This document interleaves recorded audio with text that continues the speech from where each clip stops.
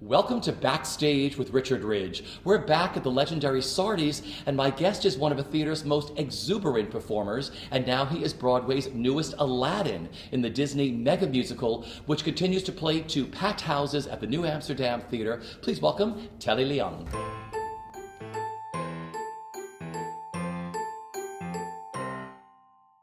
How are you, my friend? I'm very good. How are you? Thank you so much for sitting with me here at Sardi's. I love Sardi's. This is brilliant. Isn't this amazing? I love it. I love the history in this building. I love it. Well, first of all, welcome back to Broadway and as Aladdin. Yeah, it's very thrilling. It's very exciting. Is it surreal? Tell me. It's definitely surreal. I think, like so many people, I grew up on that 92 film. So now to, put on the fez and put on the vest and the big baggy pants and actually be Aladdin, there's definitely, a 12, 13-year-old me that has always fantasized about that and dreamed about being that. So now that that's actually getting to happen, I sometimes still pinch myself that I'm doing that, So it's been, a little over 2 weeks? I've been doing the show for about 2 weeks, and I had about 3.5 weeks of rehearsal before that. So what was the rehearsal period like for you? Well, the rehearsal process, replacing in a show, is very different. I've only replaced one other time on Broadway, and it was in Rent. And so, when you're replacing in a show, you get 3.5 weeks to walk through everything in a studio with your resident director. I had the brilliant Casey Hushin working with me, and also this incredible dance team. Casey Nicholas assembled this incredible dance team over at the New Am, Michael Minlin and Ariel Reed and Mike Cannon. They kind of walk you through everything in a studio. They play all the parts with some stage managers standing around and some cubes to assimilate buildings and flats and things. So then you kind of learn the show by the numbers that way first. And then eventually, what was wonderful about this process was that then Casey Hushin decided to bring in some of the principal actors from the show. So we had a couple of scene work days, with me and Courtney Reed, and then me and Jonathan Freeman, which was surreal in itself to actually be doing a scene with Jafar. Totally, with the actual Jafar, And so it was a wonderful way to ease me in week 2 of learning the show. And then by the time week 3 started, we added more bodies, and I was actually on the deck and learning about what the show is technically as well, and it's quite a bit of show. Yeah. There's a lot of show to learn.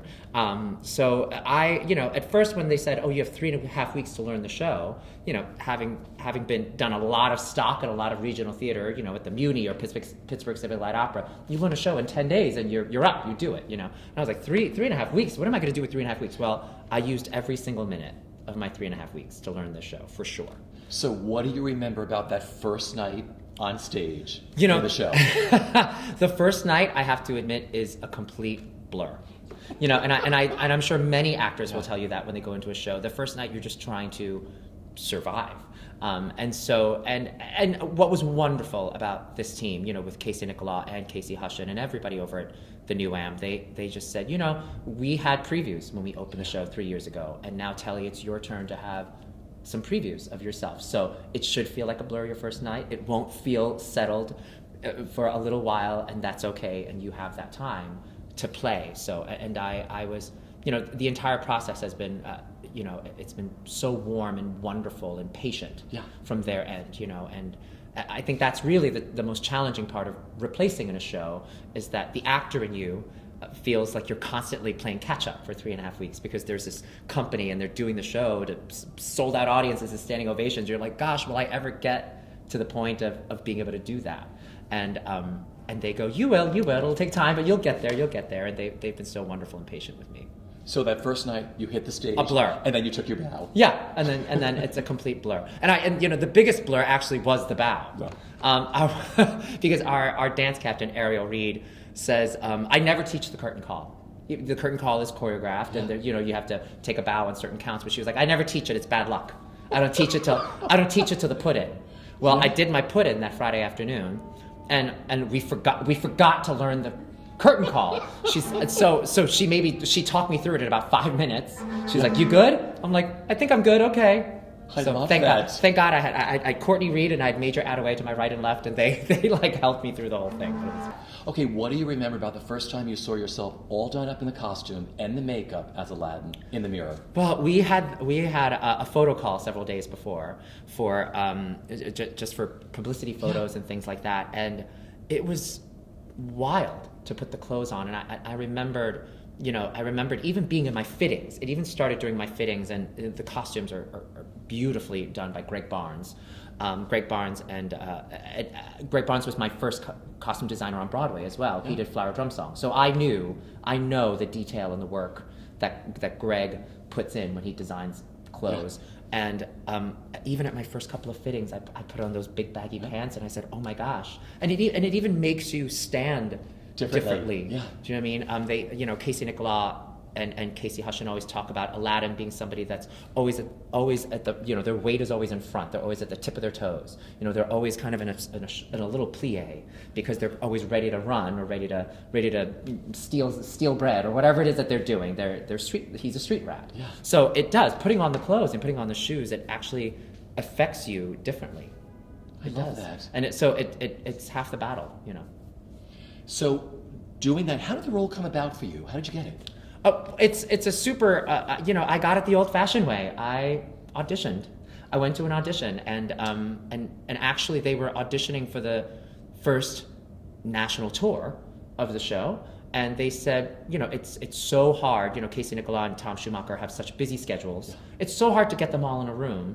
Let's have you come in and audition for them, and we know you're not available for the tour. This was when I was doing In Transit at the time, so I walked into the room and they said, "Congratulations on In Transit, it's such a wonderful show." And I said, "Thank you." And they said, "Well, you're just here to audition, and we just like to see you, and it's so hard to all be together, so we'd all like to see you and see what you do." And it was months later that you get a random phone call that goes, "Hey, we'd like you to play the role." And with long-running shows, that often happens. That's kind of how I was cast in Wicked too. I had auditioned for the first national tour of Wicked, and I didn't get it. I didn't get a call, so I was like, "Oh, well, there goes that job. I probably will never be in Wicked again." 4 months later, out of the blue, I get a phone call that said, "Actually, your audition for the national tour was the audition for the Chicago company as well." And nobody knew there was a Chicago company happening. Yeah. So the same thing. At the time when I auditioned, I didn't know that Adam was going to be opening the Adam Jacobs was going to be opening the tour. I just thought I was auditioning, and maybe a year down the line or 2 years down the line, maybe I'll get to come back for a callback and maybe play Aladdin if it opens up again. And it was all a big surprise that it happened this quickly. So these were like pressure-free auditions. I mean, in a way, it kind of was. Yeah. Because you kind of you go in and you do your best work and you hope to make a good impression. And it's interesting. I've had so many wonderful acting teachers and agents and managers who actually say that's the best audition. Yeah. When you go in and you don't audition to get the job, but you audition for the job after that. Do you mean that I've had a wonderful manager, her name is Joan Sittenfield, who always called it banking it in. You're auditioning for Casey Nicholaw now. You might not be right for this show, but you might be right for Casey's show 3 shows from now. And if you make a very good impression and you put your best foot forward, he will remember that. And that's how jobs are won in this long game of show business. So, and it's always been very, very good advice. So it was actually, I thank those teachers and people like Joan for kind of teaching me that lesson to just go in and always put your best foot forward. And if there's a job, great. If not, well, maybe you've banked it in for the next time. That's a great lesson. No one puts a musical on the way Disney does. Oh, what's it like living in the world of Disney? My gosh, first of all, before I started performances, I got to spend a couple of days in Los Angeles doing an event with Tom Schumacher and Alan Menken, and they talked a lot about the history of Aladdin, and it's interesting. I've seen Aladdin, and I was a fan of the show even before I even joined it. When it first opened on Broadway, and I was like, there's something, and I even sitting in the audience, I was like, there's something very special about this show. Well, being backstage with those 2 men and getting to hear the stories from them about how this show was created is an experience I'll never forget. Basically, Alan told us that the Broadway musical has so many elements that were cut from the movie that he created with Howard Ashman, and in many ways this is a tribute to his friend that he lost, Howard. And I was like, you know what? I figured it out. That's it. There is so much love underneath putting this production on. And that is something that I feel like 1,700 people feel every single night, that this is done with such care and such love, because there is such a long history with trying to tell Aladdin as this story. And that's actually been such a rewarding part of being in this production now, is knowing that now I'm part of that lineage. I'm part of that really long lineage that started even before '92, even before the movie came Sure. out. You know, and so it's been really great to be part of kind of this whole Disney family. You know, it's been wonderful. Aladdin is such a beloved musical, Yeah. becoming one of the most successful musicals of all time, Yeah. and will continue to do so. Audiences fly in from all over the world to see this on Broadway. Why do you think that is? What is the connection between... It's so interesting you say that. My parents just came to the show Yeah. a couple of nights ago, and they brought 4 Chinese aunties from Hong Kong who speak very little English. Yeah. And I, you know, oftentimes when they come see me in a Broadway show, you know, I have to do a fair amount of translating Cliff Notes to them afterwards. You know, I remembered, you know, when the Chinese aunties came to see Wicked, I had to do a little bit of explaining of what was happening. Definitely, I had to do a lot of explaining when they came to see Rent. They really had no idea what was happening. So that was a nice 3-hour dinner conversation after the show to explain what that show was about. But they got everything. They understood it, and you know, and also there's, I mean, even before the '92 movie, the source material, the 101 Arabian Nights, and you know, they had known this story for a long time. And I was like, "Did you understand the story?" And I said, "Of course." And they said this to me in Cantonese. They was like, "Of course we understand the story. It's Aladdin," which is how you say it in Cantonese. So they said, I was like, "Oh, of course, that's right." Like I've heard this story as a kid too in Cantonese. I was like, "That's right." So You know, you talk about the material. Talk about that beautiful song you get to do that was cut out from the movie. my gosh. So you know. There's nobody that writes an "I Want" song, you know, that The goosebumps middle of Act 1 song that your protagonist gets to say, "This is what I want," and ends up being the spine of this character. You know, part of your world. You know, somewhere that's green. And with Aladdin, there was "Proud of Your Boy." And, you know, through many events, which I know we talked about, you know, actually when I was in Los Angeles and I was talking to Alan and Tom about it, they said it was a very dark day when they decided to cut that song because it was the spine of this protagonist, why he did the things he did. But he said, you know, there's just no room in this, you know, 90-minute movie for the mother character, and we're going to cut it. And so, you know, getting to sing that song every night is so special. And again, you know, Howard and Alan wrote it with such heart. And, you know, having Mom in the audience, getting to sing "Proud of Your Boy" with Mom in the house is something I'll never forget, you know. Proud of your boy, I'll make you proud of your boy. Believe me, bad as I've been, Ma, you're in for a pleasant surprise. I've wasted time, I've wasted me. So say I'm slow for my age, a late bloomer, okay, I agree that I've been one rotten kid. Some sun, some pride, and some joy.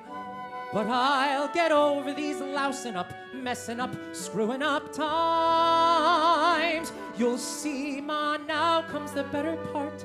Someone's gonna make good, cross his stupid heart. Make good and finally make you proud of your boy.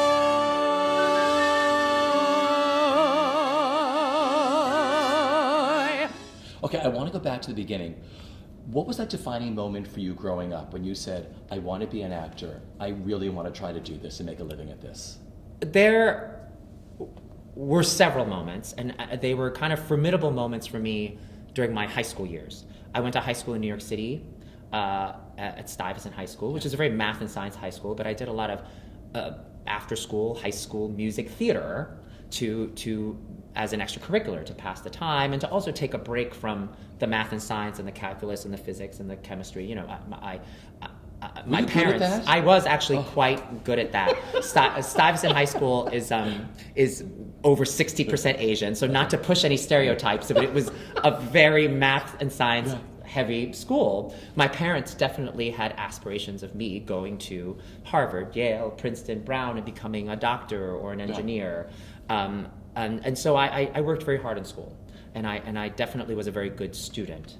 But even though I was good at it, it wasn't something I loved to do. So it was really, I woke up every morning going, yes, I have to go to 9 periods of academics, but what I really looked forward to was going to rehearsal for Pippin after school. Like, that's what I really wanted to do. That's what made me get up in the morning. So it was that, and then it was also me, you know, being very fortunate to grow up in New York City, I was a subway ride away from Broadway. Yeah.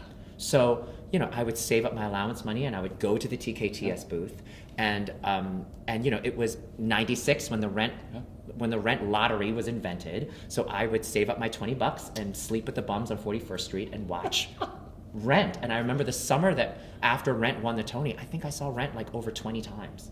And the other show that was open that season was Chicago, that was playing at the Schubert. And every time I felt like I needed some inspiration to, get my butt to dance class at Broadway Dance Center, I would go watch those amazing dancers in Chicago and go, that.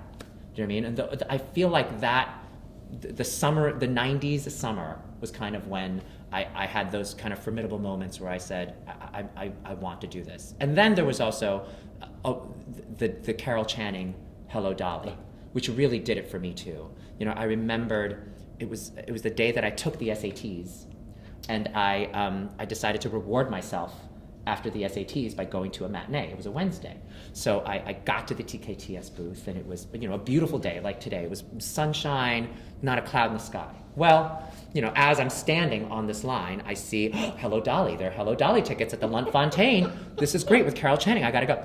The clouds then start rolling in, and all of a sudden it's one of those summer showers, and I'm drenched. But I am not leaving the line because I am going to see Hello Dolly. I saved up for this.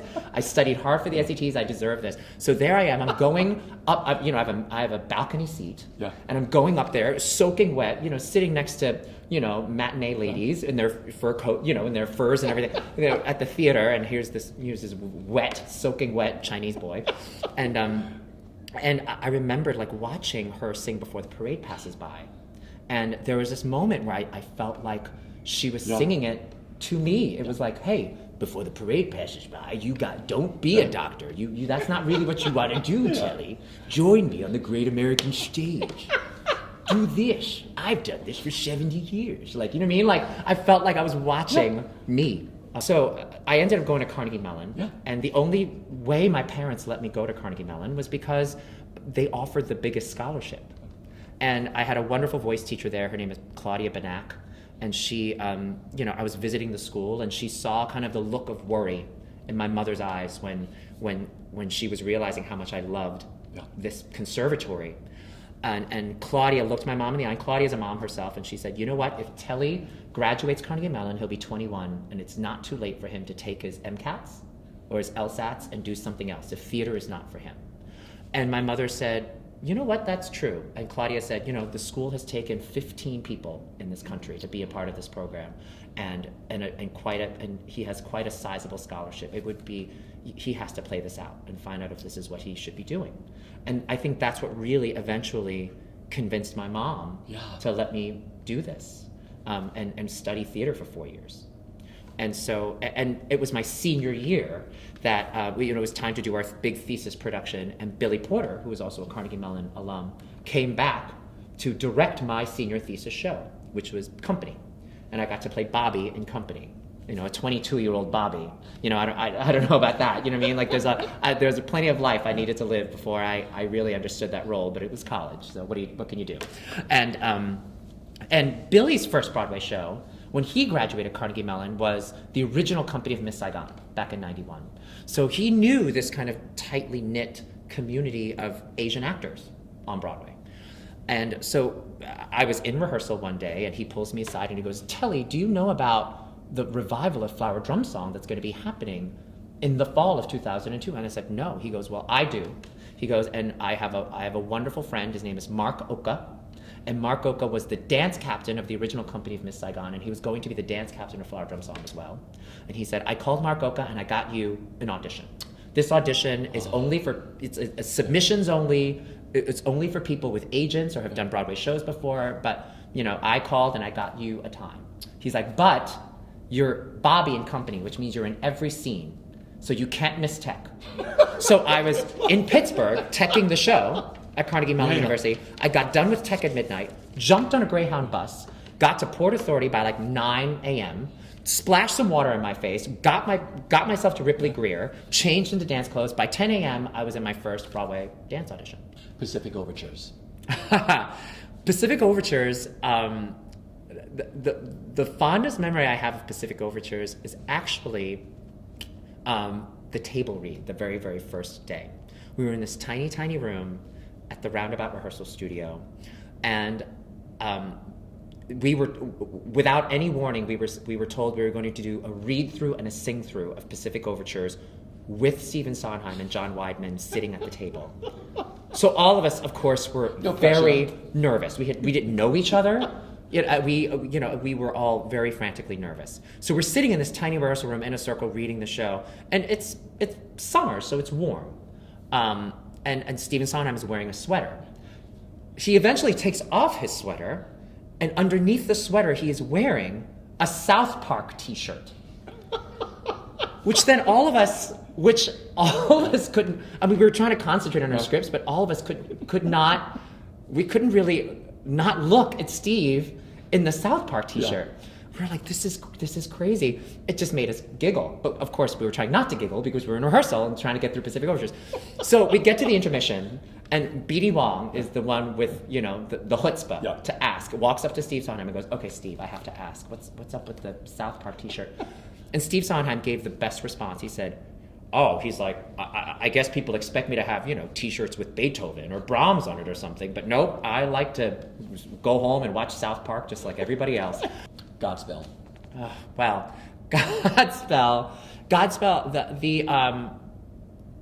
the most wonderful memory I have of Godspell is the night Angela Lansbury came to the show.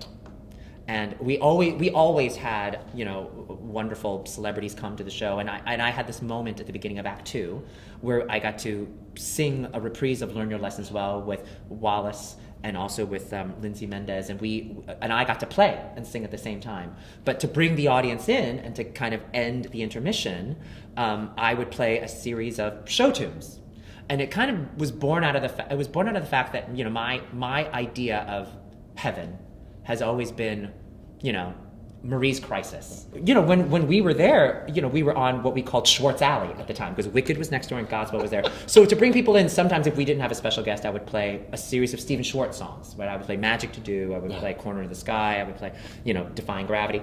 Well, when Angela Lansbury was there, I got the fake book out that I always kept in my dressing room, and I played Mame, and I played Beauty and the Beast. I played a little bit of Sweeney Todd, and every time I would play, I would like to be like, did she notice? I played the Overture to Gypsy, and then I remembered, who the person that she was with turned to her and said, I think they know you're here. I think they know you're in the audience. Allegiance. Oh, wow. It was always so moving to me when I met people at the stage door that were not Asian and not Japanese, and they would walk up to you and they would say, thank you, this was our story too. I would meet Muslim Americans. This was during all the talk of the Muslim ban. This was during the Trump campaign when he had said, I'm proposing a ban on all Muslims. And to have Muslim Americans come up to you and go, thank you for this show. We need this show. And then to have, my Jewish audience members come back and go, oh my gosh, this reminds me of the Holocaust and what happened. It's a universal story for everybody. It really ended up being that, and also African American audience members that said, we understand what it is to be treated as second-class citizens. LGBT audience members that were kind of going through the same thing, So it was really that. It was meeting all of those people afterwards that had an experience in the theater and really saw the world differently after they saw 2.5 Hours of Allegiance. They were going to leave and be better citizens of the world. In transit. Oh my gosh. Well, in transit, was such a unique group of vocal athletes. That really was one of the most challenging sings I've ever had on Broadway. It was 90 minutes, but it was once you started singing, you really never stopped making sound or changing clothes. And so it was the only way I could have gotten through that is with that incredible company of singers. It was a company of most of those folks have all, at one point or another, led a Broadway show, right? James Snyder, Erin Mackey, Moya Angela, Margot Seibert, all of these, David Abeles, all of them are stellar star performers, and yet they're able to then blend in an ensemble. You have two beautiful solo albums. The first do. one was called I'll Cover You. Yeah. And Songs for You is your latest, right? Yeah. What gives you the most artistic satisfaction with recording? The recording process, it actually came about because of my dear friend Michael Kreuter, Yeah. who has Yellow Sound Label, and he, he's always been my drummer. Whenever I do club acts, I love it. he's always been that person that is I count on him, and he was the one that said, Telly, we've been doing these club acts so often. He's like, people want to walk away with some of the music that we're doing. Why don't you be on the label? And I said, what? Like one of those breathless moments where I said, really? Because on his label are some incredible artists. Cheetah Rivera's on his label, Chris Jackson, Alan Cumming. You're just like, you want me to be part of this lineage, this lineup? And he was like, yeah. We think it'd be really fun to do. And I have this wonderful core group of musicians.